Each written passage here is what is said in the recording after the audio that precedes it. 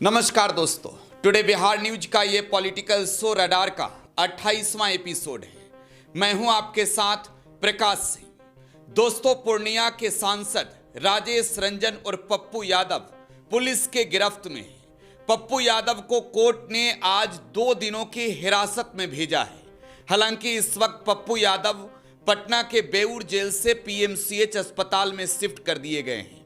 लेकिन पप्पू यादव के साथ शुक्रवार की रात जो कुछ भी हुआ, शायद इस बात का अंदाजा पप्पू यादव को भी पहले से नहीं था।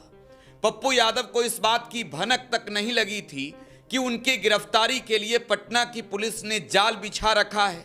पप्पू यादव को इस बात का अंदेशा नहीं था कि वो दिल्ली से पटना पहुंचेंगे और पुलिस उन्हें उनके घर से गिरफ्तार कर लेगी, वो भी 35 साल पुराने एक मामले में। पप्पू यादव रात के तकरीबन 10 बजे के करीब अपने पटना के मंदिर स्थित क्वालिटी कॉम्प्लेक्स में बैठकर लोगों की समस्याएं सुन रहे थे। अचानक इस बीच 1 दर्जन के करीब पुलिस वाले पहुंचते हैं। कई तो पुलिस ड्रेस में थे, कई सिविल ड्रेस में थे। पप्पू यादव के पास पहुंचकर सिविल ड्रेस में खड़ा एक इंस्पेक्टर कहता है, आपको चलना होगा। पप्पू यादव इस बात को समझ नहीं पाए कि उन्हें जाना कहां होगा, वो व्यक्ति कहां ले जाना चाहता है। पप्पू यादव तब मौजूद एक भी पुलिसकर्मी को जान नहीं रहे थे कि कौन किस थाने से आए हुए हैं। हालांकि तुरंत वहां पर बकझक शुरू हो जाती है। पप्पू यादव पूछते हैं कि आप क्यों आए हैं, आपका ड्रेस कहां है। जवाब ये मिलता है कि हम पुलिस इंस्पेक्टर दीपक कुमार हैं। साथ ही साथ हमारे साथ में गर्दनीबाग थाने के इंस्पेक्टर भी मौजूद हैं। आपके विरुद्ध 35 साल पुराने एक मामले में वारंट जारी हुआ है, हम आपको गिरफ्तार करने आए हैं। पप्पू यादव इस बात को समझ गए थे कि उनकी गिरफ्तारी तो होगी, लेकिन कई दफे पप्पू यादव इस बात की दलील देते रहे कि उन्हें गिरफ्तार करना ही है तो सुबह गिरफ्तार करें, रात में चाहे तो उन्हें हाउस अरेस्ट कर लें, वो उसी घर में रहेंगे, किसी हाल में रात में गिरफ्तारी नहीं देंगे।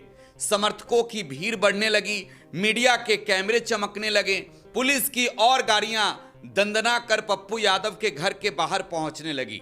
तुरंत मौके पर कई डीएसपी भी पहुंच गए और खुद सिटी एसपी भी भानु प्रताप यादव भी पप्पू यादव के पास पहुंच गए।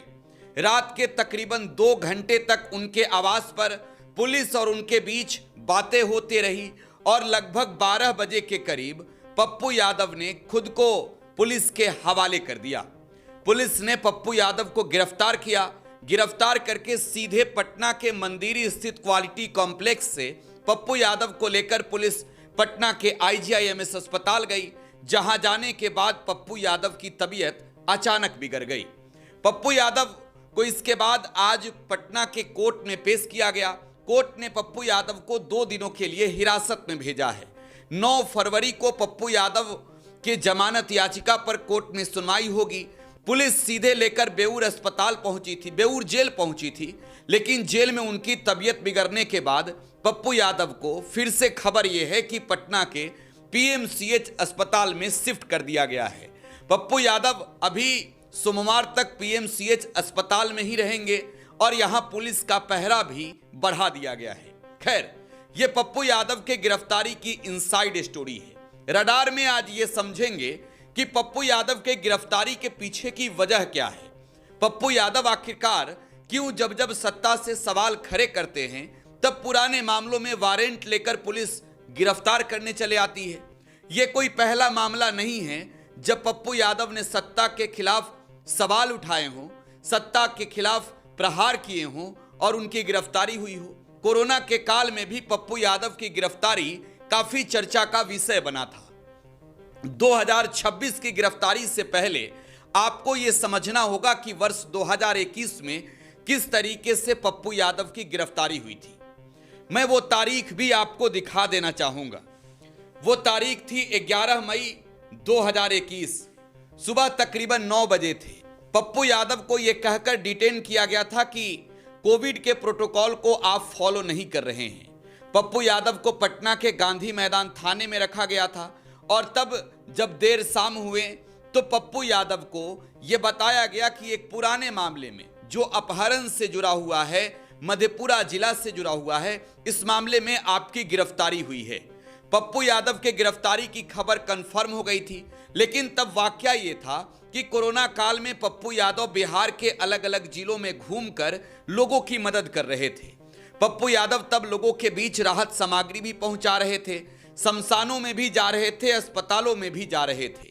तब पप्पू यादव ने एक बड़ा प्रकरण का भंडाफोड़ किया था। जब कोरोना काल में एम्बुलेंस की कमी पड़ी थी, तब पप्पू यादव ने छपरा के सांसद राजीव प्रताप रूडी के ठिकाने से कई एम्बुलेंस को ढका हुआ दिखाया था। इस पूरे मामले पर खूब बयानबाजियां हुई थी। पप्पू यादव हालांकि गिरफ्तार हो गए थे, पप्पू यादव जेल चले गए थे, लेकिन तब सत्ता में बैठे लोगों ने भी पप्पू यादव के गिरफ्तारी पर सवाल उठाया था, क्योंकि पप्पू यादव की पहचान बिहार में सिर्फ एक राजनेता के रूप में नहीं है, बल्कि पप्पू यादव बिहार में एक ऐसे जननेता के रूप में भी जाने जाते हैं जिन्हें आज की तारीख में गरीबों का मसीहा कहा जाता है, जिन्हें कोई रॉबिन हुड वाला छवि कहता है, कोई बाहुबली कहता है। खैर, पप्पू यादव की वो गिरफ्तारी सवालों में थी कि पहले कोविड प्रोटोकॉल के उल्लंघन का बहाना और फिर 1989 के एक अपहरण कांड के मामले में पुराने वारंट के आधार पर गिरफ्तार करके जेल भेज देना, ये राजीव प्रताप रूडी के खिलाफ बोलने की सजा पप्पू यादव को मिली थी। खैर, इस पूरे मामले में पप्पू यादव को कोर्ट ने बाइज्जत बरी कर दिया, लेकिन अब एक नया मामला है। यह मामला 31 साल पुराना है, साल 1995 का। पटना के गर्दनीबाग थाने में एक आवेदन दिया गया। आवेदन में आवेदनकर्ता ने यह बताया कि पप्पू यादव ने उनसे एक घर किराए पर लिया था रहने के लिए, जिसमें पप्पू यादव ने अब अपना ऑफिस खोल दिया है। पप्पू यादव से मिलने के लिए रोज बड़ी संख्या में लोग आते हैं और इससे उस मकान मालिक को परेशानी थी, लिहाजा पप्पू यादव के खिलाफ उसने थाने में आवेदन दे दिया। यह पूरा मामला चलता रहा। इस पूरे मामले में अब पप्पू यादव की गिरफ्तारी 6 फरवरी 2026 की रात को होती है। मालूम है तब पप्पू यादव किस मामले को लेकर सवाल उठा रहे थे। हाल ही में राजधानी पटना के शंभू गर्ल्स हॉस्टल मामले को लेकर पप्पू यादव ने बिहार की सरकार जब पहली दफे पप्पू यादव ने रूडी के एम्बुलेंस कांड का भंडाफोड़ किया था, तब पप्पू यादव की गिरफ्तारी 2021 में हुई थी, वो भी 1989 के एक मामले में। अब दूसरी गिरफ्तारी पप्पू यादव के नीट छात्रा के मामले में सवाल उठाने के बाद हुई है। आपको ये बताएं कि राजधानी पटना के शंभू गर्ल्स हॉस्टल में नीट की तैयारी कर रही एक छात्रा के साथ कथित तौर पर पहले रेप हुआ, फिर उसकी हत्या इलाज के दौरान कर दी गई। इसमें इलाज के दौरान हत्या की बात इस वजह से कह रहा हूं क्योंकि इलाज के दौरान हुई मौत पर परिजन भी सवाल उठा रहे हैं। परिजनों का कहना है कि डॉक्टरों की भी भूमिका है। खैर, पप्पू यादव इस पूरे मामले को लेकर सबसे ज्यादा आगे बढ़ रहे थे। उस बेटी की लड़ाई को पप्पू यादव लगातार लड़ रहे थे। बिहार की सत्ता से सवाल पूछने के साथ साथ पप्पू यादव नीट छात्रा के मामले में सबूत भी जुटा रहे थे।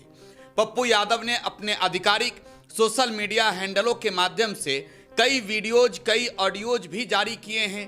पप्पू यादव ने इस मामले में जो भी तथ्य रखे, पुलिस कहीं ना कहीं सवालों से घिरती हुई नजर आ रही थी। पप्पू यादव ने नीट छात्रा मामले को संसद तक भी लेकर जाने का काम किया। इसके अलावे पप्पू यादव ने बिहार की मौजूदा सरकार और सरकार की व्यवस्था पर सवाल खड़ा करते हुए एसआईटी और सीआईडी जो इस पूरे मामले की जांच कर रही थी, उन्हें भी सवालों में घेरा था। खैर, पप्पू यादव की गिरफ्तारी तो हो गई है। अब इस गिरफ्तारी पर बिहार में राजनीतिक लड़ाई भी सीधे तौर पर नजर आ रही है। देश भर में पप्पू यादव की गिरफ्तारी पर सवाल उठ रहे हैं। खुद लोकसभा में प्रतिपक्ष के नेता व कांग्रेस नेता राहुल गांधी ने इस पूरे मामले पर अपनी प्रतिक्रिया दी है।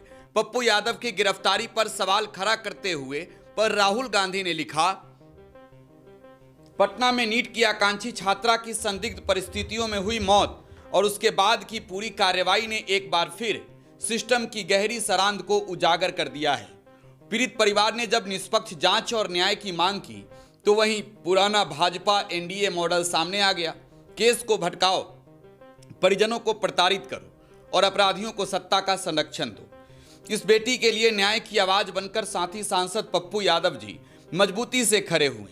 आज उनकी गिरफ्तारी साफ तौर पर राजनीतिक प्रतिशोध है, ताकि जवाबदेही मांगने वाली हर आवाज को डराया और दबाया जा सके।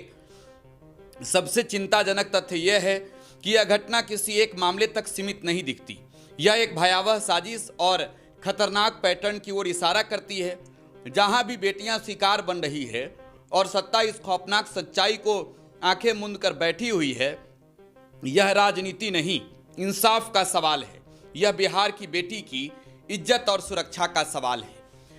राजेश रंजन और पप्पू यादव की गिरफ्तारी पर सिर्फ राहुल गांधी ने ही सवाल नहीं उठाया, बल्कि वायनाड से सांसद व राहुल गांधी की बहन प्रियंका गांधी वाड्रा ने भी पप्पू यादव की गिरफ्तारी पर सवाल खड़े किए। नीट छात्रा के मामले में बिहार की सरकार पर सवाल खड़े किए। साथ ही साथ इस गिरफ्तारी के खिलाफ प्रियंका गांधी ने ट्वीट करके क्या लिखा वो देखिए। प्रियंका गांधी लिखती है कि पटना के हॉस्टल में नीट की तैयारी कर रही छात्रा के साथ रेप और हत्या का मामला झकझोर देने वाला है। यह मामला सामने आने के बाद सरकार का रवैया उससे भी ज्यादा खौफनाक है।